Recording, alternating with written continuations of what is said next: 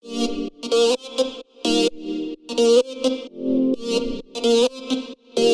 good morning everyone. I'm Alche Gamposilao, level 3 nursing student from Davao Doctors College Incorporated. And I'm here today to demonstrate the basic life support for adults and also AED skills, adult CPR and AED skills. So, before I start, CPR or cardiopulmonary resuscitation is done in a sequence of procedure to restore the circulation of oxygenated blood after the sudden pulmonary or cardiac arrest, and also an AED can restore a normal heart rhythm in victims of sudden cardiac arrest and strengthen the chain of survival. So, first step is you need to check the consciousness of the patient by tapping the shoulders, and it goes like this. Hey sir, are you okay? Hey. Next step is you should shout for help. Rationale for this is to obtain the assistance that I need and to have someone call the emergency response unit. Help! Someone help the patient! The patient is unresponsive, and please call 911. Next step is check pulse and breathing simultaneously. Rationale for this is checking the pulse in the carotid artery will determine if you will give chest compression or defibrillation. Also, breathing will be checked along with the pulse. This is to know if the vital organs of the victim is receiving enough oxygen. So, first step is, by this you need check the carotid artery. So, we'll check the carotid artery by using this. And also, I will be checking breathing simultaneously.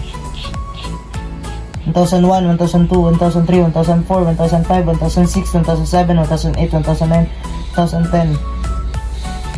Patient is unresponsive, there is no pulse on the carotid artery, and also there is no breathing. So next step is activate emergency response system and sends for AED.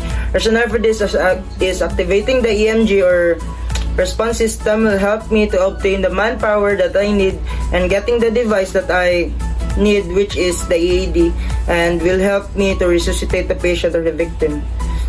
And so nurse, activate the emergency response team and also activate the AED now. So delivering high quality compression. So your first step is you need to place the hand on the lower half of the sternum. And rationale for this is to provide an effective chest compressions and to avoid any fracture. Also, give 30 compressions in now less than 15 and no more than 18 seconds. Rationale for this is giving high quality chest compressions within this time range will mix the heart rhythm of an healthy individual. Next is compress at least 2 inches or 5 centimeters to create. Rationale for this is to create blood flow during compressions. Also, complete recoil after each compression, and rationale for this is allows the chest to recoil will increase the venous return of the patient and help the heart return to pump and the blood more effectively. And now I'll be performing the CPR with 30 high quality compressions. So place the dominant hand on the lower surface, and the placement should be on the lower half of the sternum, and also the non-dominant hand will support, goes like this, and give 30 high quality compressions. 1001, 1002, 1003, 1004, 1005, 1006, 1007, 1008, 1009, 10, 1001, 1002, 1003, 1004, 1005, 1006, 1007, 1008, 1009, 20, 1001, 1002, 1003, 1004, 1005, 1006, 1007, 1008, 1009, 30. So after 30 high quality compressions, you need to give 2 breaths with the barrier device. Rationale for this is giving 2 breaths allows the oxygen to fill in the client's lung, and using a barrier device to prevent or avoid contracting or acquiring any possible contagious disease that the victim has. So also each breath given over 1 second, and also note for visible chest rise with each breath. Rationale for this is to ensure that the lungs are able to effectively transport the inhaled oxygen molecule toward an oxygenated blood. Go. Now I'll be giving breathe.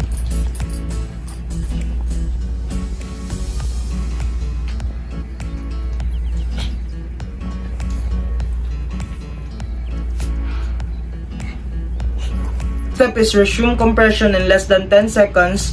And rationale for this is restoring the circulation is one of our priority during the EMG cases. 2001, 2002, 2003, 2004, 2005, 2006, 2007, 2008, 2009, 10, 2001, 2002, 2003, 2004, 2005, 2006, 2007, 2008, 2009, 20, 2001, 2002, 2003, 2004, 2005, 2006, 2007, 2008, 2009, 30. Move on to the automated external defibrillator. Next up is power AED. Rationale for this is to prepare for defibrillation while my partner is still doing the CPR. I will now do the power on the AED. So now I'll be turning on the AED. This is my AED. Next step is you need to correctly attach the pads, and rationale for this is to ensure that the electric current that the AED has still directly passes through the client's heart. So now I'll be attaching the pads.